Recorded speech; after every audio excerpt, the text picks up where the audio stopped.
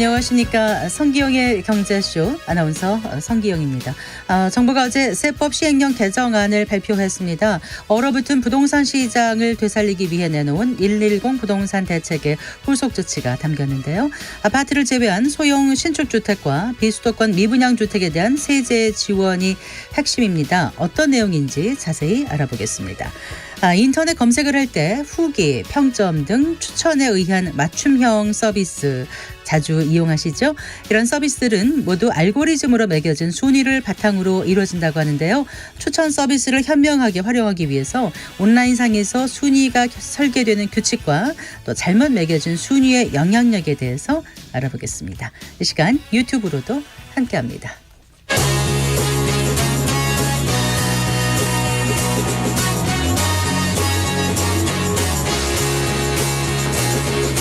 경제 시야를 넓혀드립니다. 투자의 지름길을 안내합니다. 돈 되는 정보를 발견하는 시간. KBS 1라디오 경제쇼.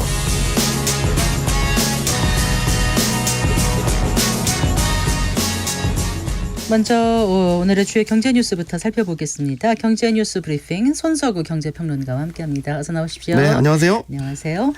태운건설의 워크아웃으로 이제 부동산 프로젝트 파이낸싱에 대한 우려가 커지고 있는데 네. 일단 금융당국에서 증권사들에게 강력히 경고하고 나섰다고요? 예, 네. 오늘 서울 여의도 이제 금융투자협회에서요 금융당국 수장들이 증권업계와의 간담회를 열었습니다. 이 자리에서 이제 김주현 금융위원장 또 이복현 금융감독원장이 정부 측에서 참석을 했고 국내 대형 증권사들 또 해외 증권사도 참석했습니다. JP모건, 모건스탠리까지 해서 10개 증권사 CEO들이 참석한 자리였습니다. 이 자리에서 특히 이제 이복현 금감원장이 목소리를 높였어요. 뭐라고요? 증권사들에게 부동산 PF에 대해서 강도 높은 리스크 관리를 주문하면서 만약에 리스크 관리에 실패하면 책임을 묻겠다. 이렇게 경고를 한 거죠. 간담회를 마치고 이제 기자들과 또 질의응답 과정에서도 이 원장이 이 PF 구조 조정에 대한 강력한 의지 숨기지 않았습니다. 네. 뭐 일부 금융사나 건설사에 어려움이 있더라도 감내하겠다. 뭐 기존에 말한 것보다 훨씬 엄청나게 강도 높게 정리를 진행하겠다. 또 이런 표현도 했습니다. 새살이 돋으려면 굳은 살을 벗겨내야 한다. 강도가 아주 네, 강도 높은 말을 뱉어냈죠. 네. 이게 결국에는 이제 사업성이 없거나 이제 부실화된 PF 대출 또 사업장 이런 것들에 대해서는 과감하고 강도 높게 구조 조정을 하겠다 이런 걸 예고한 것으로 보입니다. 지금 이제 건설사 못지않게 이 증권사도 부동산 PF 리스크에 노출돼 있습니다. 이게 증권사가 PF 대출을 받으려는 시행사와 금융기관을 이제 중개하는 역할도 하지만 네. 대출 보증을 서기도 하고요. 때로는 직접 대출에도 참여도 합니다. 그래서 또 대체 투자의 일환으로 이제 PF 대출을 직접 받아서 뭐 빌딩이나 물류창고 같은 상업용 부동산에 투자를 하기도 하죠. 그동안 적극적으로 많이 했던 것 같아요. 증권사에서. 많이 했죠. 저금리 기간에 많이 했어요. 네. 그래서 이제 증권사 부동산 PF 대출 잔액을 보면 작년 3분기 기준으로 6조 3천억 원. 그래서 그 전해와 비교해 보면 한 21% 증가를 한 거고 일단 더 우려되는 건 연체율이 많이 늘어났다는 거. 그래서 연체율이 13.85%까지 10%포인트 이상 급증하는 이런 상황입니다. 네. 그런데 그 워크아웃을 개시한 태영건설 네. 이제 시장에서 우려했던 대로 지금 그 피해가 하도급 업체로 확산되고 있는 모양새죠. 네, 뭐 사실 예상은 했지만 이게 얼마나 빨리 문제들이 나타날 것이냐 이 부분을 좀 주목해서 봤는데 이 대한전문건설협회가요 태영건설 하도급 공사를 수행 중인 회원사들을 대상으로 조사한 결과입니다.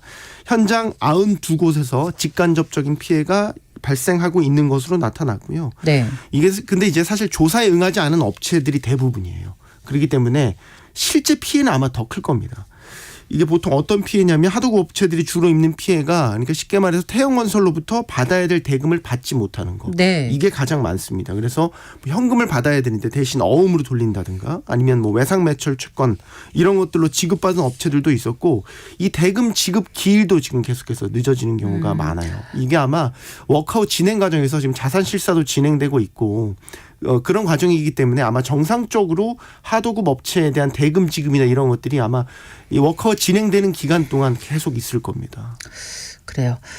그리고 조금 전에 뉴스에서도 나왔습니다마는 부동산 경기가 전반적으로 침체돼서 그럴까요? 작년 땅값이 15년 만에 가장 적은 수준으로 올랐다고요? 오르긴 올랐나 봐요. 그렇죠. 땅값 상승률을 이제 매년 그 전해와 비교해서 이제 집계를 하는데 네. 15년 전이라고 하면 이게 딱 2008년 네, 네. 금융위기 있었던 그 해거든요. 그때 아시겠지만 부동산 가격 많이 떨어졌잖아요. 그때 수준으로 되돌아갔다 이렇게 보시면 되는데 이게 이제 그 지난해 연간 집가 변동률 토지 거래량 이걸 집계한 결과입니다. 그래서 지난해 전국 집가는 땅값입니다. 쉽게 얘기해서 0.82% 네. 상승했습니다. 2008년 당시 이제 집가 상승률이 0.32%였습니다. 그러니까 그때 이후로 가장 낮은 상승률이다. 연간으로 보면 2018년에는 이게 4.58%까지 올랐다가 그 이후로 이제 매년 연간 단위로 3%에서 4%대 이런 상승률을 보였다가 네. 금리가 급격히 오르기 시작했던 2022년에는 이게 또 2.73%까지 떨어졌었는데 지난해는 결국 이제 1% 밑으로 그렇군요. 떨어진 거니까 지난해 유독 땅값 상승률이 푹 꺼졌다 이렇게 볼 수 있고요. 이 고금리가 이제 길어지다 보니까 부동산 경기 전반적으로 안 좋고 그러다 보니까 이 땅 거래, 땅을 사고 파는 이런 거래도 전년 대비 작년이 이제 27%나 감소하는 모습을 보였습니다. 네. 이제 이맘때 되면은 설 차례성 비용 얼마나 될까 전망 예측치가 나오잖아요. 네. 네. 많이 올랐다고요? 네, 많이 올랐습니다. 이게 이제 올해 설 차례상 비용이 이제 또 역대 최고치 기록한 겁니다. 그래서 이거는 이제 한국물가정보라는 이제 전문기관의 조사 결과인데요. 올해 4인 가족 기준 차례상 비용은 전통시장에서 구매를 하시면 28만 1,000원, 네. 대형마트에서 이제 장을 보시면 38만 원으로 각각 조사가 됐고요. 이게 이제 작년에는 전통시장이 25만 8,500원이었습니다. 그러니까 네. 한 3만 원가량 오른 거고요. 대형마트의 경우는 작년이 35만 9천 원이었으니까 역시 3만 원 정도 다 각각 올랐다 이렇게 보시면 되겠습니다. 과일 가격이 많이 올랐나요? 네, 어떻습니까? 그렇습니다. 뭐 이제 차례상에 과일 꼭 올라가잖아요. 그래서 뭐 사실 대부분 차례상 품목 가격이 전반적으로 다 오르긴 했는데 유독 과일 또 채소류 가격이 올해 급등을 했기 때문에 이런 부분들이 이제 전체적인 설 차례 비용 부담을 좀 견인한 것으로 보이고요. 그래서 이제 드리는 말씀이지만 올해 더 이 설 차례 비용 부담을 좀 덜 수 있는 적극적인 방법을 좀 강구를 하셔야 됩니다. 그래서 지금 일단 정부가 내놓은 대책을 충분히 다 활용하셔야 돼요. 16대 성수품에 대해서 할인율이 30%까지 높아졌고요. 네. 농축수산물 할인 품목들이 있습니다. 네, 네. 이것도 2배까지 높여졌으니까 할인 품목인지 이게 그 표시에 나와요. 그거 확인하셔서 구매하시고 마지막 하나만 추천드리면 온누리 상품권 구매하셔서 네. 아무래도 전통시장에서 조금은 발품 파셔서 장 보시면 그래도 가장 쌉니다. 이게 네. 온누리 상품권은 살 때도요 5에서 10% 할인된 가격으로 살 수 있고 시장에서 구매하시면 영수증 환급센터에 가져가시면 하루 최대 2만 원까지 환급 그렇군요. 받을 수 있으니까 네 여러모로 좀 활용해 보시면 좋겠습니다. 그래요. 자, 올해 물가는 어떨까 벌써부터 이제 걱정이신 분들 많은데 소비자들 대상으로 동향 조사가 있었나 봅니다. 네, 한국은행이 이제 매월 발표하는 소비자 동향 조사 결과인데요. 일단 소비자들의 전체적인 심리를 알 수 있죠. 그래서 중요하게 보는데 1월 결과를 보면요. 기대 인플레이션율 이 전월보다 0.2%포인트 하락을 해서 3.0%를 기록을 했습니다. 네. 이게 이제 지난 2022년 3월에 2.9%를 기록한 이후에 최저치로 떨어진 겁니다. 그래서 기대 인플레이션이라는 게 뭐냐면 앞으로 1년 동안 물가가 어느 정도 오를 거라고 생각하십니까? 라고 소비자들한테 여쭤본 거죠. 네. 거기에 대한 이제 답을 집계를 한 거죠. 그러니까 앞으로 소비자들은 소비자 상승률 전망을 이렇게 생각한다. 이게 낮아졌다라는 겁니다. 그래서 이제 전체적으로 보면 그 아주 물가가 고물가였던 2022년 한 중반대 정도를 보면 이게 4.7%까지 상승했다가 점차 둔화를 해서요. 이제 3% 이제 턱 밑까지 이제 2% 진입을 눈앞에 두고 있는 그런 상황입니다. 네. 앞으로의 경기에 대해서는 또 어떻게 보고 있죠? 소비자들은요. 네, 이제 설문조사에도 이게 소비자 심리지수라는 걸 판단을 하는데 1월 소비자 심리지수가요 101.6으로 전월보다 1.9포인트 상승을 했어요.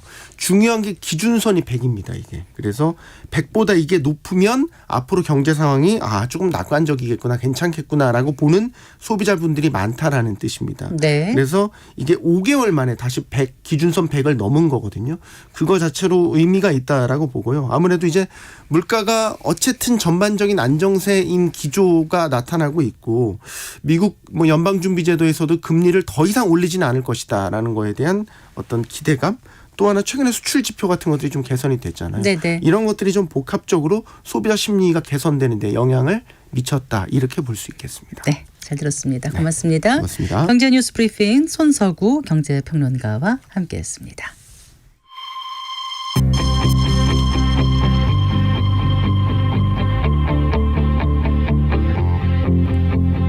경제 전문가의 원포인트 레슨. 꼭 알아야 할 정보와 이슈를 알기 쉽게 풀어드립니다. 대한민국 경제 고수와 함께 투자의 맥을 짚는 KBS 일라디오 경제쇼. 진행의 성기영 아나운서입니다.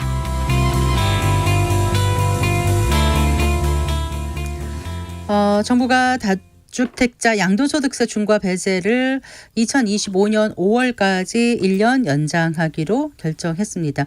또 내년 말까지 소형이나 지방의 그 미분양, 그러니까 소형 주택이나 또 지방의 미분양 주택을 취득하면 양도세나 종합부동산세도 중과하지 않는다고 하는데요.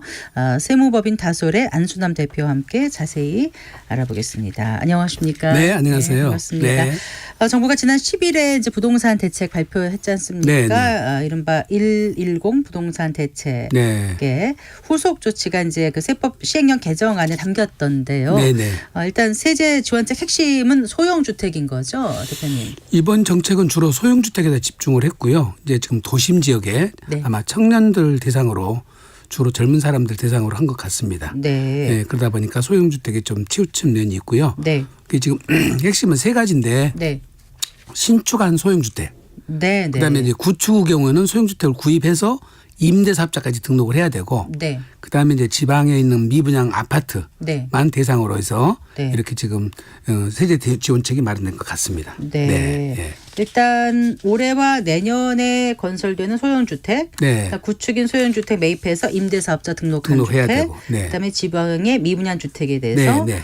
이제 세제 지원책을 준다는 건데 네. 소형주택 하면은 기준이 정확히 어떻게 돼요? 보통은 이제 세법상? 국민주택 규모 이하에서 대상으로 삼고 있는데 네. 통상적으로 소형주택이라고 한다면은 60제곱미터 이하짜리를 보통 통상적으로 소형주택 규모로 놓고 있습니다. 네. 예, 그리고 이제 가액은 6억 원. 네. 그다음에 이제 수도권 외의 지역 지방의 경우는 3억 원으로 네. 해서 소형주택의 범위를 정해놓은 것 같고요. 예. 대신 이제 이거 지금 그 취득 시점을 이제 1월 10일 날 발표했으니까 네. 1월 10일부터 해서 내년 말까지 최초 분양받으신 분들 대상입니다. 네. 그런데 이게 최초라는 의미가 무슨 뜻이냐면 1월 10일 이전에 분양받았던 사람이 세제 혜택을 못 받으니까 네. 계약을 해제해버리고 네. 남편 명의로 받았던 거를 해제하고 아내 명의로 받거나 네. 이렇게 좀 변경을 해가지고 네. 혜택 못 받았던 것들을 혜택 받으려고 이렇게 두 번씩 계약을 체결하신 분이 있거든요. 이제 요거를 막으려고 최초라는 의미가 들어가 있는 거예요. 네. 그렇군요. 이미 분양 한번 받은 사람들은 해제했다가 다시 분양받으면 적용을 안 해주는 겁니다. 1세대에서 한 가구에서 이렇게 못한다는 말씀이신 그렇습니다. 거군요. 네. 그래서 네. 같은 세대 쪽에서는 해제 후 재분양받으면 네. 세제 혜택을 못 받는다는 의미에서 최초가 들어갔는데 보통 분들이 최초를 뭐라고 잘 모르시더라고요. 예, 그 최초라는 용어가 그런 뜻입니다. 그런 의미였군요. 예, 그런 뜻입니다. 아파트는 그러면 소형주택도 들어가는 거죠. 소형이면. 이번에는 아파트는 다 빠져 있고요. 빠져 있는 거예요. 아파트는 빠져 있습니다. 네. 그래서 거기에 이제 보면 뭐 다가구 주택, 네. 도시형 생활주택, 네. 그다음에 이제 공동주택 중에 아파트를 제외한 다세대 연립주택 요렇게만 제한되고 들어가 네. 있고 네. 이제 중요한 거는 거주용 오피스텔이 포함되어 있습니다. 포함돼 있어요. 네. 소형주택에는 포함되어 있고 네. 지방 미분양 주택은 대상이 아파트밖에 아니기 때문에 네. 다른 것은 들어갈 여지가 없죠. 건설사가 분양하는 거니까. 또 그러니까 핵심은 아파트일 수밖에 없죠. 건설사 분양하는 거니까. 미분양이니까 네. 그거는. 그다음에 이제 핵심은 또 뭐냐면 이게 다 준공이 난 것들을 사야 돼요. 네. 예, 이게 12월 말까지 준공이 떨어져야 되거든요. 내년 말까지. 네. 따라서 지금 착공한 것들은 대상이 안 되겠죠. 내년 착공해서 말까지 내년 말까지 준공이 나는 것들을 대상으로 해야 됩니다. 네. 예, 그래서 내년 말까지 신축은 준공 떨어진 것을 구입해야 되고요. 네. 임대사업자는 매입을 해서 네. 임대사업자 등록까지 해야 됩니다. 네. 그다음에 이제 미분양 주택 같은 경우는 아마 계약 체결분까지 인정해 줄 것 같고요. 예. 네. 조금 그러니까 올해와 있습니다. 내년에 건설되는 소형주택하면 네. 건설된다는 게 이제 준공이 준공이 그 떨어져야 사이에 된다. 떨어져야 된다 이 말씀. 네. 여기까지 조금 너무 제한적으로 된 것 같아요. 예. 예, 그 얘기 조금 좀 이따가 한번 나눠보고요. 네. 일단 그 올해와 내년에 건설되는 신규 소형주택의 경우 예. 준공이 완료돼야 세제 혜택이 있다면 네. 신규 분양주택 지금부터 분양을 해서 네. 내년 안까지 완료되기는 거의 어려우니까 네. 해당 사항이 없을 거다라는 생각이신 거죠. 맞습니다. 예. 근데 굉장히 빨리 지는 작은 규모는 뭐 그거는 가능할 수도 가능하겠죠. 있죠. 네, 그럼 가능합니다. 네, 알겠습니다. 네, 네. 그리고 두 번째가 이제 구축 소형 주택을 사서 네. 임대 사업자로 등록을 하면 예. 한시적으로 세제 지원을 해준다고 한 건데 네. 한시적이라는 게 정확히 아까 말씀하신 내년 말까지 임대사업자 등록을 해야 올해 돼요. 10월 1월 10일부터 그렇습니다. 12월 말까지 예. 네. 예. 알겠습니다. 근데 임대 사업자 등록을 하는 게 네. 뭐 구청에 가서 합니까? 아니면 세무서에 가서 합니까? 그러니까 민특법에 따른 주택임대사업자 등록은 구청에 가서 해야 되고요. 네. 그다음에 사업자 세무서는 사업자 등록을 해야 되고 네. 양쪽 다 해야 됩니다. 민특법이면 민간 임대주택에 관한 특별법. 특별법인 맞습니다. 거잖아요. 예, 예, 예. 그러니까 결국 두 군데 가서 다 해야 다 해야 되는데 됩니다. 예. 그러면 등록을 하면 몇 년간 해야 됩니까? 지금은 현재는 장기가 10년으로 돼 있지 않습니까? 네. 아마 이제 이것이 너무 기니까 예. 이번에 이제 혜택을 주면서 민특법에 단기 임대를 도입할 것 같아요. 네. 그래서 아마 이거는 옛날에는 4년이었잖아요, 단기가. 네. 한 6년 정도를 지금 할 것으로 발표가 됐습니다. 그러니까 지금은 아직 6년을 기대를 할 뿐이지 6년을 확정된 건 확정된 아니죠. 건 아닙니다. 그럼 지금 민특법도 하게 개정돼야 되면 되니까. 10년으로 생각하고 하셔야 되나요? 아니에요. 그거는 아마 법에 그렇게 다 같이 동시에 개정될 거라고 보여집니다. 민특법은 보통 언제 입법해서 개정을 합니까? 그것도 이제 이 법을 같이 개정을 해야 되니까요. 아. 민특법에는 단기 임대라는 것이 없기 때문에 네. 법령을 새로 만들어서 신설 규정으로 만들어야 되거든요. 아. 그러니까 이거는 아마 야당하고 네. 협의를 해서 네. 이거는 합의가 돼야지만이 될 것 같은데 합의가 안 되면 안 되는 거죠? 또 지난번 취득세처럼 안 되면 더 안 될 수도 있을 수 있어요. 지난번 취득세라고 말씀하시는 거는 2022년 12월에 맞습니다. 예. 네. 2022년도 12월 20일 날 발표해서 네. 21일부터 취득한 경우에는 네. 지금 이제 2주택은 중과세를 안 하고 네. 3주택자는 4%로 내리고 그러니까 다주택자의 취득세가 세율. 중과됐었잖아요. 그 네, 이전까지. 네, 네. 완화를 해준다는 근데 그거를 거죠. 완화를 해준다. 네, 다주택자가 그렇게 징벌적으로 과세를 할 예. 필요가 없고 시장에 예. 어떤 그 공공 임대를 대신해서 네. 민간으로서 임대를 예. 그 주택을 제공하는 사람들이다 해서 그때 다주택자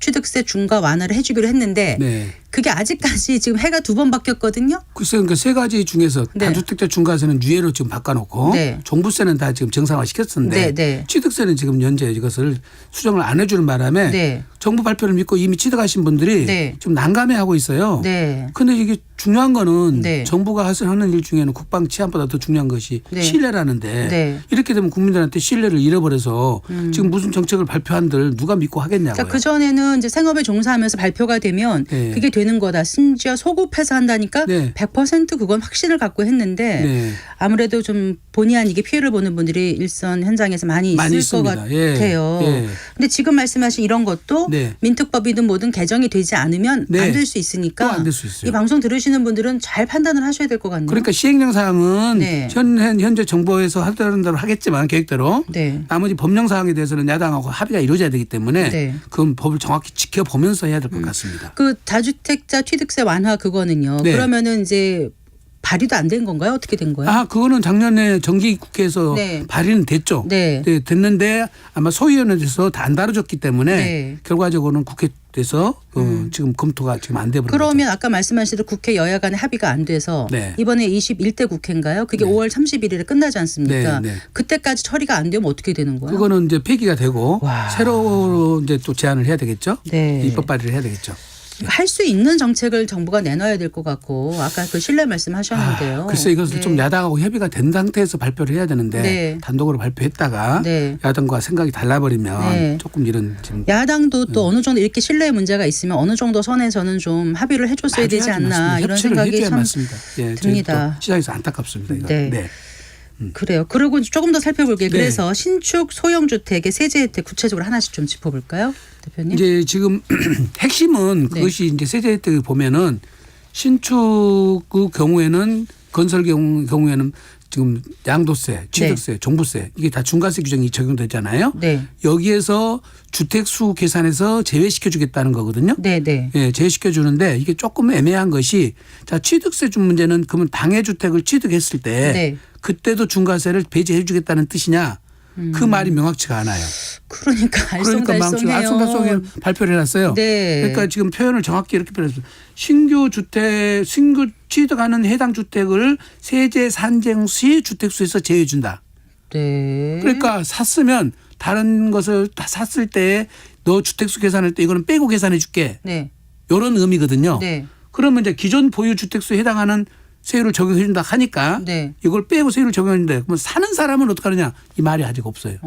그러다 보니까 전문가들도 아니 취득하는 사람도 중과세를 안 해야지 그렇죠. 이것을 사지. 네. 사는 사람이 취득세 중과세 하고 갖고 있는 동안에 다른 거 살 때는 영향을 안 미친다 하면 네. 누가 사느냐.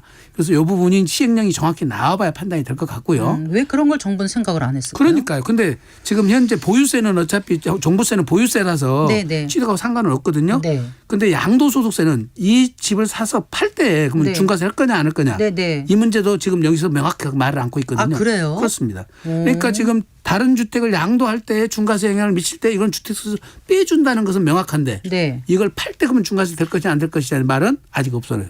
그러면 이거는 어떤 의사결정하기가 굉장히 어렵고. 맞습니다. 시장이 혼란을 주고 있고요. 네. 더군다나 이것을 1세대 1주택 비과세 적용할 때 네네. 그다음에 종부세도 1세대 1주택 같으면 세액공제가 80%까지 되잖아요. 네네. 그때는 또 주택세 안 고령자 빼줘요. 같은 경우도 예, 안 또 빼줘요. 혜택이 있고. 너무 복잡해요. 안 빼줘요. 이거 대표님. 그래서 이거 함정이 너무 많은 거예요. 자, 세제들을 1세대 1주택 비과세는 이제 1세대에서 12억까지 네. 그 이제 양도 차익 넘는 부분은 되겠지만. 12억까지는 이제 과세를 안 한다는 그렇습니다. 거잖아요. 그런데 비과세지. 지금 이 소형 신축 주택을 샀을 경우에 네. 1세대 1주택은 해당이 안 되니까 네. 사실상 실익이 없는 거네요. 주택수에 들어와버리니까 이거 하나 때문에 내가 파는 집이 네. 그 일시적 1세대 주택은 해주겠죠. 네. 3년 안에 못 팔면 이거 비과세를 못 받아버리죠. 그러니까 이것까지 다 고려를 하셔야 돼요. 그런데 지금 1주택자들이 모르고 네. 지금 좀 오피스텔 같은 거 사서 네. 수익형 부동산이라고 지금 투자를 막 해서 샀다는 네. 분들이 저희들한테 확인 전화가 왔는데 네. 그때는 안 되거든요. 그러니까 언뜻 보기에는 굉장히 세제 혜택이 있을 줄 알았는데 생각보다 없는 이건 거예요. 함정이 맞습니다. 함정이 너무 많다 보니까 예, 시장에서는 잘 몰라서 근데 이런 정책을 내놓을 때 전문가들 다 모시고 하고 또 국세청 이런 분들은 완전 전문가들 아닙니까? 네. 국토교통부 다 모여서 하는 거 아니에요? 그런데 이게 이제 비과세 규정이라든지 이런 거는 정말로 좀 간단하게 해줘서 누구나 네. 헷갈리지 않게 해줘야 되는데 네. 여기 예외 규정을 이렇게 만들어놔 버리면 네. 이 예외 규정을 정확히 이해를 못 하신 분들은 지금 이렇게 혼란에 빠져서 이거 지금 5억짜리 4억짜리 샀다가 그러면 네. 1세대 1주택은 오히려 실익이 없는데 다주택자 네. 지금 현재 2주택자인 경우는 사면은 그런 경우는 상관이 없겠네요. 주택수에서 빼준다 하니까 네. 그 사람들의 혜택을 주는 거죠. 그러니까 다주택자는 투자를 하라고 그러고 왜? 1주택자는 투자를 하지 말라는 꼴이 돼버리잖아요. 그동안 다주택자는 뭐 잘못한 것처럼 하고 1주택자를 권했잖아요. 네. 근데 지금 뭐 어떻게 하라는 얘기인지 잘 모르겠어요. 대표님. 예. 저희도 지금 시장에서 대혼란이 오고 왜 이렇게 법을 만들었을까? 1주택자한테 이걸 안 해주는 이유가 뭐지? 그 지금 납득이 안 되거든요. 네. 예. 그 그거에 대한 좀 네. 설명이 있거나 네. 납득이 되는 그런 시행령이 좀 나왔으면 좋겠다는 생각을 조금 지금 더 그런 말씀드리면서 문제점들을 예, 좀 감안해서 보완했으면 좋겠고요. 네. 그다음에 이제 지금 단기 임대주택이 단기로 해서 6년짜리가 들어오면 네. 그것도 좀 정확하게 지금 표현을 안 하고 있는데 지금 아마 저희들이 예상하기는 네. 지금 주택수에서 제외되는 규정들은 똑같이 해주는데 네. 이제 사실은 아까 소형 건설 임대주택은 종부세에서 주택수에서 제외되는데 네. 문제는 그러면 과표는 합산되느냐 안 되느냐 이 문제거든요. 그것도 중요하죠. 그 말이 없어요. 아 그래요. 예. 네. 그러니까 주택수에만 제외된다는 것이지 네. 공시지가는 합산될 가능성이 높아요. 그거는. 그러면. 예. 지금 내 구축 소형 임대주택은 네. 그거는 합산 배제를 원칙적으로 해줬거든요. 그랬죠. 이제까지. 네네. 네네. 해줬으니까 이것도 같이 해줄 것이다. 라고 생각을 하고 생각을 하고 예상을 있죠. 하고 있고. 네. 네. 그다음에 1세대 주택 비과세를 적용할 때 네. 거주주택 비과세 요건을 충족하면 거주주택 비과세를 해주니까 네. 이것도 같이 해주겠지? 라고 라고 제가 예상은 해요. 예상은 하시는데. 그런데 이것도 그럼 추가적으로 두 개 다 들어갈 것인지도 예, 법이 정확히 만들어져 봐야 압니다. 정확하게 써줘야 되겠네요. 그렇습니다. 추정하게 만들지 말고. 예. 네. 그다음에 지방 미분양 주택에 대한 부분도 세제 혜택은 구체적으로는 안 돼 있지만 네. 저희들이 지금까지 몇 번 지금 시행을 해봤잖아요. 네. 그러니까 그 상황에 비춰 보면은 종합부동산세라든지 다주택자 중과세 규정이라든지 1세대 1주택에서 주택수에서 빼줄 거예요. 그거는. 예. 그다음에 5년간 양도세 감면 규정이 있었잖아요. 네, 네, 네. 5년간 양도세 감면도 그대로 준용해서 적용할 것 같아요. 그거는. 같아요. 예, 예. 아마 색다르게 하는 게 아니라 기존에 해왔던 방식대로 그거는 규정하겠지 하고 생각을 그 듭니다. 2018년에 그 임대 사업자를 아주 권하는 정책이 나왔었잖아요. 맞습니다. 다주택자. 네. 그래가지고 막 등록을 상생임대 했었잖아요. 한다고 해서. 예, 네. 그런데 그때 등록했을 때는 뭐 4년, 8년 뭐 이런 게 있었고 네. 뭐 종부세 뭐 합산 폐지 해주고. 네, 뭐 재산세도 뭐 네, 깎아주고 감면해주고. 뭐 여러 가지 많았었는데 혜택을 많이 그게 7가지나 있었어요. 어느 날부터 이제 그게 많이 그쪽으로 몰려서 예. 투기다 그래가지고 완전히 또 다 혜택을 거의 없앴잖아요. 예, 예. 지금은 거의 임대주택 하면 네. 올리지도 못하고 묶여 있고 팔기도 어렵고 뭐 부기 등기해야 되고 너무 복잡하다고 다들 안 하려고 안 합니다. 하는데 예, 예.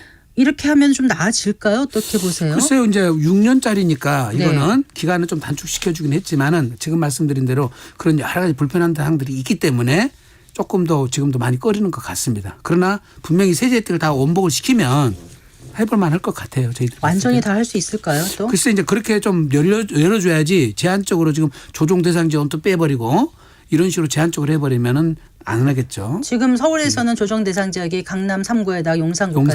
용산구까지 포함해서 4구인데 지금 네. 현재 여기서 조정 대상 지역은 제외시킬 것인지 포함시킬 것인지도 아직 그것이 명시가 안 돼 있습니다. 현재. 이거 세무사님들 헷갈리실 텐데 내용이 너무 몇 저희 번이 같은 나오니까. 일반 사람들은 생업에 종사하면서 이 세금 계산을 이렇게 하기가 너무 어렵거든요. 예. 잘못하면 좀 또 부당하다기보다 착오로 세금을 더 낼 수도 있는 그런 의사결정을 할 것 같아서 제일 중요한 거는 중개사님들이 정확히 아셔야 되는데 네. 중개사님들이 이걸 다 이해를 못하고 계시고 네. 사라고 권유했다가 만약에 세제 혜택 못 받아버리면 네. 본인들이 신뢰를 잃어버리잖아요. 세무서에 물어보면요. 가까운 세무사무실에 가서 상담해 보세요. 이렇게 얘기를 하거든요. 맞습니다. 그렇게 돼서는 안 될 것 같다는 생각이 듭니다. 네. 자, 그러면 네. 그 지방 미분양 주택에 대한 세제 혜택 그거는 아까 뭐라고 그러셨죠? 정확히? 그러니까 지방은 지금 어쨌든 건설사가 짓는 거니까 네, 아파트가 미분양주택이니까 대상이고. 그거는 이제 네. 지금 다주택자 중과세 적용될 때 네. 주택수에서 제외되는 규정들은 들어갈 것 같고 네. 추가적으로 이제 지금 말씀드린 5년 안에 네. 발생한 양도 차익은 네. 양도소득세를 100% 감면을 해줬는데 네. 그게 이제 이것이 조세특례 제한법으로 들어오면 당연히 감면을 해줘야 되거든요. 네, 네. 이렇게 미분양 주택에 대한 세제 혜택 중에 그게 제일 핵심이니까 또 네. 그것까지는 해줄 것 같아요. 네. 그럼 농특세만 내는 거죠? 그렇습니다. 농특세 몇 %예요? 농특세는 이제 감면세액의 20%를 내게 돼 아, 있습니다. 그렇군요. 네. 지방 미분양 주택이라고 할 때 지방은 갑자기 어디예요? 서울 수도권 수도권 빼면? 밖인데 수도권이 서울, 인천, 경기잖아요. 네. 그러니까 요 세 군데를 제외한 나머지 지방이니까 어. 대도시도 다 포함됩니다. 지방은. 네. 부산이나 대구나 광주도 다 지방으로 들어갑니다. 그것도. 네.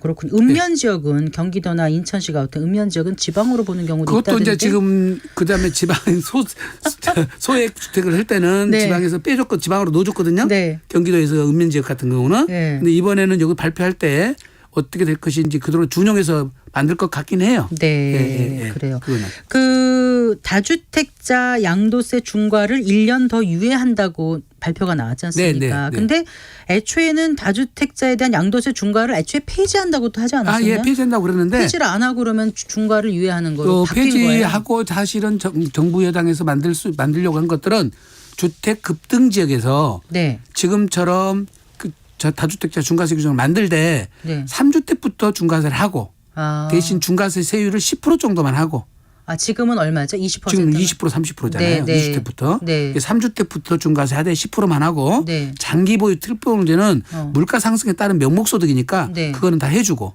해준다. 예. 그게 좀 그러면 커지네요. 그러면 네. 이제 비상용 토지 중과세 규정하고 똑같거든요. 네. 그렇게 정상화시켜서 입법을 하려고 했는데 네. 아마 그것도 정부 여당하고 야당하고 잘 협의가 안 된 것 같아요. 그래서 그러다 보니까 일단은 이제 일단은 계속 유예 규정을 유예한다. 연장해서 지금 계속 그러니까 하고 원래 있는 유예를 안 했으면 중과가 2주택자는 최대 세율이 지금 20% 네. 3주택자는 30%고 그래서 82.5%까지 그렇습니다. 3주택자가 냈어야 네. 되는데 그렇지 않고 일반 세율로 네. 낼 수 있게 대신 조정 대상 지역만 들어가야 되니까 네. 지금 강남 3구하고 용산구만 중과세는 먹더라도 먹죠. 나머지 좀 상관이 나머지는 없는 네, 거죠. 다 풀렸죠. 다 일반 네, 다 세율인 풀린 겁니다, 거죠. 사실은. 그게 네. 작년 1월에 나왔던 그렇습니다. 거였죠. 예, 네. 예. 그래서 이제 지금 조정 대상 지역은 너무 좀 완화된 내용이고 네. 급등 지역이라 해서 조금 더 타이트하게 네. 예, 지역을 지금 만들려고 한 것 네. 같습니다. 그리고 예. 하나 좀 더 여쭤볼게요. 네. 그 다주택자 그 양도세 중과분과 관련해서 네. 중과 받으셨던 분들 중에서 예, 예.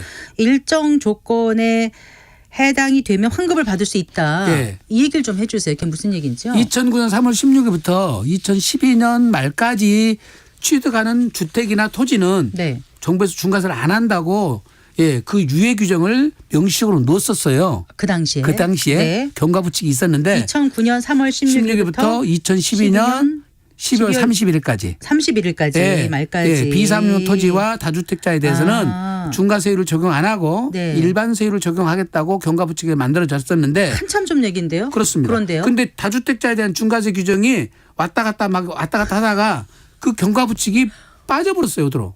누가 어디다 그러니까 제가 봤을 때는 정부에서 네. 입법 미스라고 보여지는데 네. 어쨌든 이제 정부 입장에서는 근거 규정이 없으니까 못 해주겠다. 네. 그래서 그걸 안 해주고 중과세를 해버렸거든요. 그런데요. 그래서 소송 가서 법원에 가서 네. 아니 원래 있었는데 네. 그걸 가다가 놓쳐놓고 이제 지금 중과세 하면 어떡하냐. 그랬더니 대법원에서 네. 지금 현행 규정이 없다 하더라도 당초에 만들었던 규정에 의해서 예. 당연히 해줘야 맞다. 그래서 지금 다 기왕에 중과세 됐던 세금을 환급해 주라고 대법원 판결이 자, 나왔고요. 그런데 2018년 4월 이후에 매도했다면이란 조건이 그렇습니다. 붙어야 돼요. 그때부터 중과세 됐으니까. 이제 알았습니다. 그전에는 중과세 안 했으니까. 그러니까 그전엔 해당자가 없는 없습니다. 거고 예, 예. 2018년 4월 1일부터 중과세가 됐는데 네. 원래 경과부칙에는 네. 안 하기로 돼 있던 거를 중과를 했으니까 예. 그건 돌려받을 수 있다라고 네. 판단이 나온 거죠. 네, 네. 근데 법이라는 게 부칙이 더 중요합니까? 헌법에서 예. 만들어졌는데 네. 그게 이제 경과부칙에 들어있으면 경과부칙은 그대로 유지를 시켜 가야 되거든요. 네. 근데 따라가다가 어느 조항에서 가면서 그것이 어떻게 해서 없어져 버렸더라고요.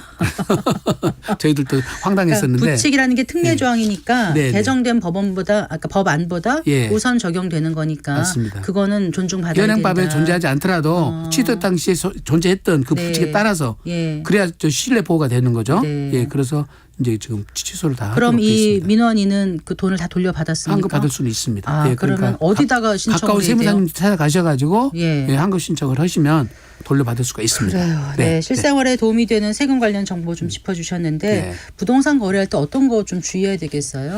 여전히 지금 오피스텔이 제일 문제예요. 그렇죠. 예, 오피스텔은 취득세 측면에서 하고 부가세 측면, 종부세 측면에서 다 다릅니다. 해석이. 제일 중요한 건 양도소득세 측면에서는 네. 사업자 등록이 일반으로 돼 있냐 안 되느냐, 주민등록 전입됐냐 안 됐냐, 확정자 받았냐 안 받느냐에 불구하고 네. 실제 주거용으로 사용하면 주택, 네. 실제 업무용으로 쓰면은 주택이 아닌 거고요. 그걸 누가 판정을 해요? 그거는 세무서에서 사실조사를 한다고 보셔야 돼요. 근데 이미 과거에 예. 집으로 썼던 아니든 본인은 이제 집으로 안 쓴다고 생각하고 줬는데 사는 사람이 예. 집으로 썼단 말이에요. 네. 그럼 모르고 지나갔어요. 그럴 때 그거는 어떻게 본인 해요? 책임입니다. 본인 책임이에요. 예. 그래서 만약에 임대를 줄 때는 네. 지금 주택 주거 비주거용으로 사용해야지 주거용으로 사용하다 문제 생기면 네. 예 책임을 손해배상 책임 물으라고 그렇게 단서를 하고 주거용으로 못 쓰게 해놓고 임대를 주셔야지. 그러고도 쓰면 그래도 또 당사자가 특약이 그렇습니다. 우선하나요? 일반 예, 그 계약보다? 예. 그거는 이제 민법상으로는 당사자 간의 우선이니까 네. 세법에서는 특약이 있냐 없냐 따지지 않고 네. 세입자든 본인이든 주거용으로 썼으면 주택수에 들어가 버리니까 네. 이게 제일 비과세가 많이 배제돼 가지고 네. 예, 지금도 민원이 제일 많은 것이 이 건이에요. 네. 황당한 과세살이 1위입니다. 네. 오피스텔이. 예. 그리고 좀 지금 막 광고에서 주택이 아니라고 광고들을 많이 하셔가지고 네. 이게 어디서 아니라고 한 것도 다 잊어버리시고 그러니까 주택수 산정에서 빼준다고 재작년 작년 계속 홍보해가지고 산 사람들이 많거든요. 그러니까 그리고 그거는 취득세에서 얘기거든요. 네. 예. 양도소득세에서 얘기한 바가 없는데 그래요? 그렇습니다. 예. 그래서 그걸 일반인들 혼란이 와가지고 지금 예. 오피스텔 보유한 상태에서 비과세가 안 되는 하나만 더 사례가 여쭤볼게요. 예. 전체 보유한 기간 중에서 네. 일부만 주택으로 써도 네. 문제가 됩니까? 아니면은 한 뭐 5분의 4는 예. 이제 사업장으로 썼고 네. 5분의 1은 네. 이제 주택으로 이제 그것도 간주되는. 주택수입니다. 그래요. 네, 그러니까 네. 지금 기타 건물이 더 크다고 해서 주택이 없어지는 게 아니라 네. 아무리 작아도 그건 주택입니다. 알겠습니다. 예, 오늘 말씀 잘 들었습니다. 네. 고맙습니다. 네. 세무법인 다솔의 안소남 대표와 함께했습니다. 다음 달부터 마지막 주 수요일에 이 안소남 세무사와 함께하는 세무상담 코너가 열립니다. 세금 관련해서 궁금한 내용 있으신 분들 성기영의 경제쇼 홈페이지 그 청취자 게시판에 질문 남겨주시고 아니면 샵 9770으로 문자 보내주시면 안소남 세무사께서 매일 마지막 주 수요일에 성실히 답변해 드리도록 하겠습니다. 4시 39분입니다.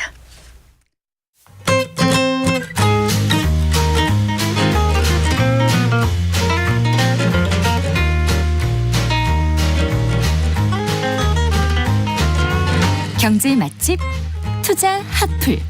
지금은 돈 벌기 딱 좋은 시간. KBS 1라디오 경제쇼.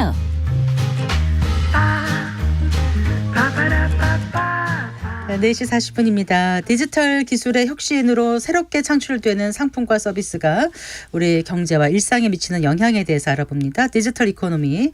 오늘도 KDI 한국개발연구원 김동영 박사와 함께하겠습니다. 어서 나오십시오. 안녕하세요. 안녕하세요. 자, 오늘 순위에 둘러싸인 세상 이야기를 해주신다고요? 네. 네, 갑자기 입시 끝나고 이제 막 다 합격자 발표되고 그러니까 그런 순위 얘기하시는 건 아니겠죠, 설마? 모든 순위입니다. 네, 모든 순위. 네, 얘기해 주세요. 네, 그 말씀하신 것처럼 오늘날에는 어디를 가도 사실 순위가 따라다닙니다. 뭐 비교하는 건 일종의 인간의 본성 중에 하나긴 하지만 네, 우리가 뭐 책을 사러 가도 서점에 가서 이제 베스트셀러가 순위별로 이렇게 나와 있고요. 네. 대형 마트에 가도 뭐 1등급 한우, 조금 떨어지는 한우 순위가 쭉 있죠. 뭐 심지어 뭐 비타민도 그렇고요. 뭐 굉장히 많은 곳에서 한국인이 사랑하는 영화 순위 몇 위 뭐 이런 거. 뭐. 요즘에는 네. 사실은 제일 많이 만나보는 게 그런 거죠. 네. 가장 많이 본. 저는 이제 제가 그런 걸 클릭할 때가 오지 않을 줄 알았는데 뭐 40대가 많이 본 뭐 이런 거 많이 다 순위입니다. 네, 네. 이제 애들도 뭐 이제 엄마가 좋아 아빠가 좋아 순위를 매깁니다. 그러니까 이제 순위 그러네, 어렸을 때부터. 네. 정말 모든 게 다 이 순위로 해석할 수 있는 그런 세상이 돼가고 있습니다. 그래서 순위에 둘러싸인 세상이다 이렇게 이제 던지셨군요 오늘. 네. 그런데 그래서 순위를 매기는 게 어떻다는 거예요? 뭐 우리가 좋다 나쁘다 이런 얘기를 하는 너무 단편적인 얘기 나눌 건 아닌 것 같고요. 그렇죠. 네. 이 순위라고 하는 게 그 가만 들여다보면 약간의 문제가 있습니다. 어떤 거요? 어떤 거냐면 사람들이 순위라고 하는 걸 무의식적으로 그냥 믿습니다. 그 믿는 거의 이면에는 순위라고 하는 건 분명히 객관적인 기준에 의해서 매겨졌을 거야 라고 하는 믿음이 우리 마음 어딘가에 자리를 하고 있는 거죠. 그렇죠. 근데 많은 경우에 이 객관적인 기준이라고 하는 것도 자세히 들여다보면 어딘가에는 주관적인 것들이 반드시 또아리를 들고 있기 마련입니다. 네. 예를 들어서 한 빌딩의 높이를 우리가 수치로 표현해서 비교한다고 쳐보죠. 순위를. 네. 그럴 때에도 마치 굉장히 객관적으로 보이지만 이게 또 다 달라요. 어떻게요? 뭐 예를 들어 옥상에 설치된 첨탑은 포함을 해야 되는지 안 해야 되는지. 아. 뉴욕 자유여신상은 첨탑을 포함해서 높이를 재거든요. 그렇군요. 네, 근데 이제 시카고에 있는 어떤 빌딩은 안테나가 길게 있는데 네. 뭐 그거는 빼고 잽니다. 네. 이처럼 누군가의 주관이 개입되는 것이 이 기준이고 측정의 단위이고 그걸 의해서 순위가 결정이 되기 때문에 네. 순위라고 하는 게 완전히 객관적이라는 믿음 이런 것들이 어느 정도는 이제 조금은 비판적으로 바라봐야 되는 부분들이 있는 거죠. 그러니까 객관적이라는 거는 결국 이제 어떤 편향이나 선입견 없어야 된다는 건데 맞습니다. 지금 말씀하시는 걸 들어보면은 좀 주관적인 판단이나 이런 게 들어갈 수 있다는 거잖아요. 맞습니다. 예. 근데 이게 디지털 세상에서는 알고리즘에 의해서 순위가 책정되다 보니까 네. 우리가 이 순위에 대해서 조금 더 이야기해 볼 여지들이 많아지는 거죠. 네. 자, 그런데 뭐 판매량도 그렇고 조회수도 그렇고 정말 많은 그 생활의 대부분이 그 순위가 매겨지는 것 같은데 네. 순위를 생각해보니까 누가 어떻게 매기는 거지? 이 생각이 들거든요. 지금 그렇죠. 알고리즘 얘기하셨습니다만. 네. 일반적으로 순위는 확실한 건 소비자가 스스로 매기진 않습니다. 그렇죠. 물론 마음속에 순위야 있겠지만 뭐 소비자가 직접 순위를 매겨서 누구한테 보여주진 않죠. 이 소비자의 선택을 위해서 누군가가 산정해서 제시를 해주는데요. 네. 디지털 시대에는 많은 경우에 중개사업자가 산정을 합니다. 뭐 흔히 플랫폼이라 부르기도 하고요. 뭐 우리가 마트 같은 존재가 될 수도 있고요. 꼭 네. 플랫폼이 아니어도.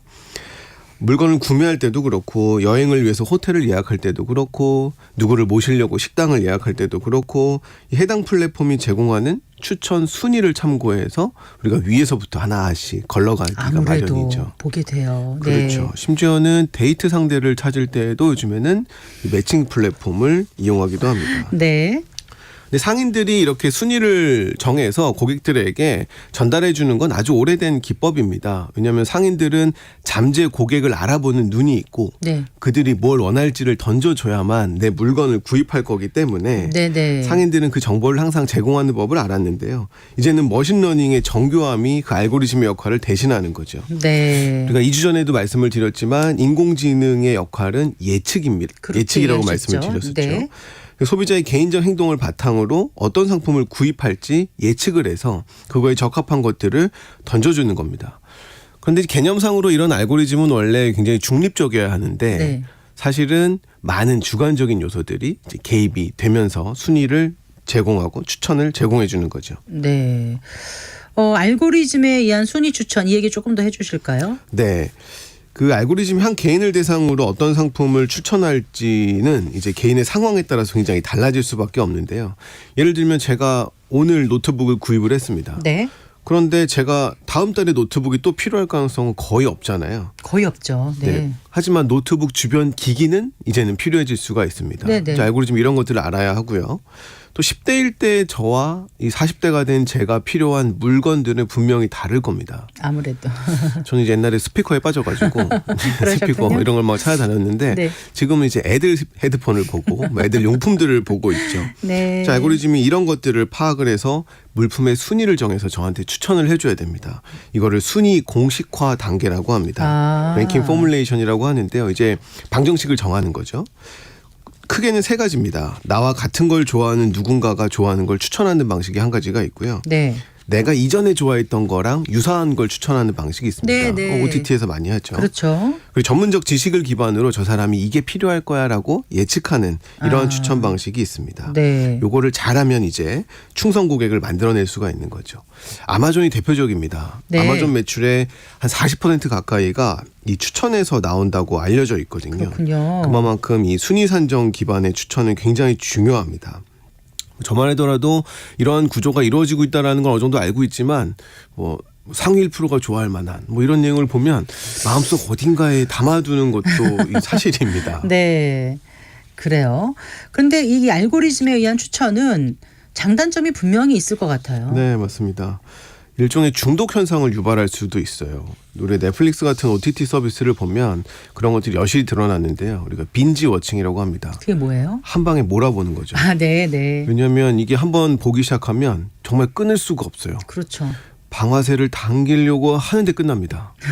죽었는지 살았는지 쐈는지 안 쐈는지 다음 편 열어봐야만 아는 거죠. 네. 이런 것들이 어떻게 아는 거냐면 넷플릭스가 사람이 언제 끄고 언제 멈추는지에 대한 모든 데이터를 가지고 있기 때문에 네. 그 엔딩에 대한 순위를 가지고 있는 겁니다. 네. 그래서 가장 높은 순위의 엔딩들을 만들어서 제공을 하다 보니까 사람들은 네. 거기에 걸려들 수밖에 없는 거죠. 그렇죠. 그래서 중독이라는 현상을 나타낼 수도 있고요.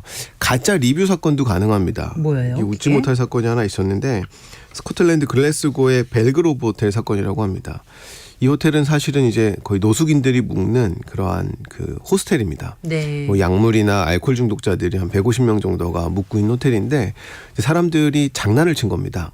트립 어드바이저에 들어가서 계속 별표 5개를 준 거예요. 네. 정기적으로 별표 5개를 줬더니 이 호스텔이 트립 어드바이저에서 이 글래스고 지역의 최고 호텔 중에 하나로 추천이 되기 시작을 하는 거죠. 정말요. 네. 네. 이제 트립 어드바이저는 아니까 네. 문제를 빨리 해결을 했습니다. 네. 그런데 이제 그런 기사들 많이 보잖아요. 뭐 누가 선정한 백선 이런 네, 뉴스들이 네. 막 재생산된단 말이에요.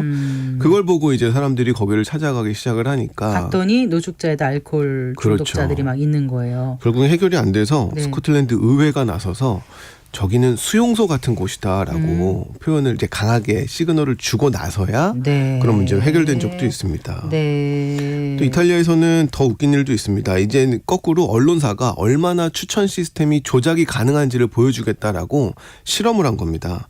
의도적으로 라 스칼레타라는 식당을 만들고요. 네. 자기네들이 가짜 리뷰를 만들고 그걸 계속 재생산해 준 거예요. 네. 그렇게 했더니 역시나 트리버드저바이저에서 가장 유명한 식당 1위로 꽂히는 그러한 일들도 발생을 했습니다. 네. 그리고 알고리즘이 좀 중립적이지 못한 그런 사례도 있을 것 같아요. 맞습니다. 이게 보통 인공지능에 의한 결정이다라는 것들로 플랫폼 기업들이 많이 도망가거든요. 그러니까 어떤 불공정한 결과가 나왔는데 아 저건 나 우린 우리가 몰라. 한 게 아니야. 저 알고리즘이 한 거야. 알아서 했어. 네. 거기에는 이제 알고리즘이 굉장히 객관적이고 중립적이라는 전제가 깔려 네. 있죠. 근데 사실은 그게 옳던 그르던 그렇지가 않습니다. 물론 전략의 하나로서는 얼마든지 쓸 수 있겠지만 이제 데이트 매칭액이 대표적입니다. 남성과 여성 모두 중립적인 알고리즘이 각장의 이상형 순위에 따라서 서로를 소개해줘야 될 것 같은데 사실 이 데이트 앱에는 남성들이 훨씬 더 많거든요. 여성들보다는. 그런가요? 그러다 보니까 양쪽에 적용되는 이 추천 알고리즘, 랭킹을 내는 알고리즘이 조금씩 다릅니다. 네. 남자한테 조금 더 엄격할 수 있고요. 여성한테 조금 덜 엄격할 수가 있는 거죠. 그런 식으로 이제 플랫폼은 계속 자신들의 힘을 키워가는 그러한 방식을 활용을 합니다. 결코 알고리즘은 중립적일 수 없다라는 걸 이제 많이들 기억을 해주셔야 될 것 같습니다. 네. 뭐 데이트 얘기가 나와서 이제 그냥 우리 주제랑은 상관없지만 재밌는 게 하나 있어서 말씀드리려고 하는데요. 네네. 최량 정지 문제라고 수학자들이 밝혀낸 건데요. 그게 뭐죠? 언제 멈추는 게 최적이냐는 겁니다.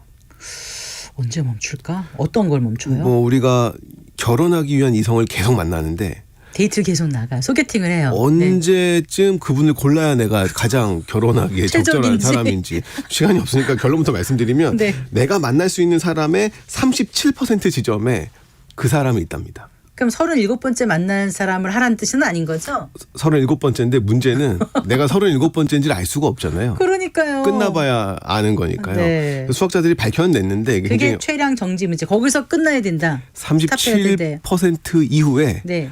굉장히 괜찮은 조건이라고 생각하면 네. 무조건 잡아야 한다. 아. 라고 하는 걸 수학자들이 밝혀냈다고 합니다. 네, 그 얘기를 왜 해주신 거죠? 데이트 앱이 나와서 요거는 네, 꼭 한번 네. 알리고 싶었습니다. 네. 네. 알고리즘을 악용해서 순위를 조작하는 경우도 있을까요? 맞습니다. 왜냐하면 누군가에게는 순위가 평판이거든요. 연예인, 뭐 학원 선생, 네. 학원 강사, 네. 학자들도 마찬가지입니다. 뭐 모두가 이 평판이 굉장히 중요한 사람들인데 그 평판이 순위에 의해서 결정이 되기 때문이죠.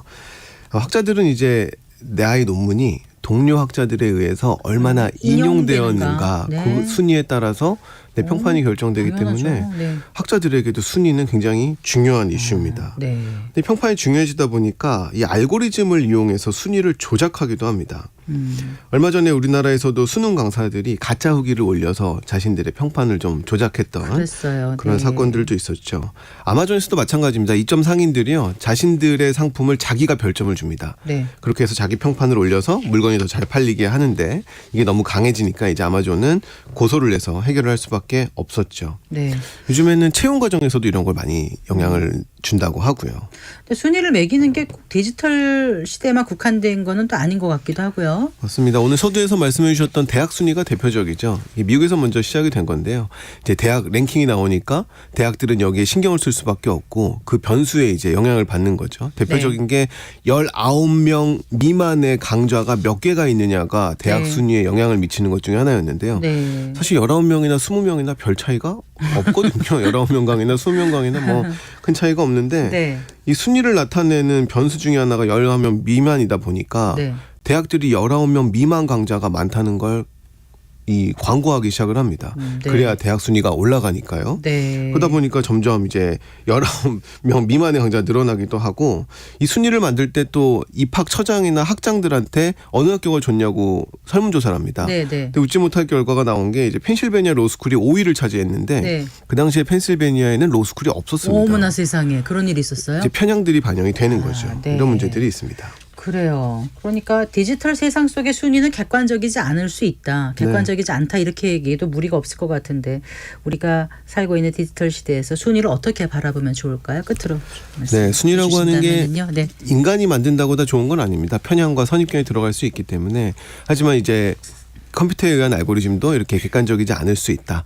그래서 순위를 믿되 굉장히 신중해라라는 말씀을 드리고 싶습니다. 네. 우리가 벗어날 수 없기 때문에 저 순위는 어떻게 선정된 건가에 대한 궁금증을 갖는 것만으로도 우리가 순위로부터 아주 종속되거나 거기에 끌려다니지 않을 수 있다. 이런 정도의 말씀을 드리고 덥석 싶습니다. 순위 나오면 다 믿으면 안 될 것 같아요. 그렇죠. 네. 그게 어떻게 만들어졌는지 정도는 알아야 스스로 우리가. 필터링하는 그런 네. 안목 지혜들이 필요할 것 같습니다. 맞습니다. 네, 잘 들었습니다. 고맙습니다. 감사합니다. 네, 김동영 KDI 한국개발연구원 박사와 얘기 나눠봤습니다. 마칠 시간이네요. 성기영의 경제쇼 오늘 순서 여기까지입니다. 아나운서 성기영이었습니다. 고맙습니다.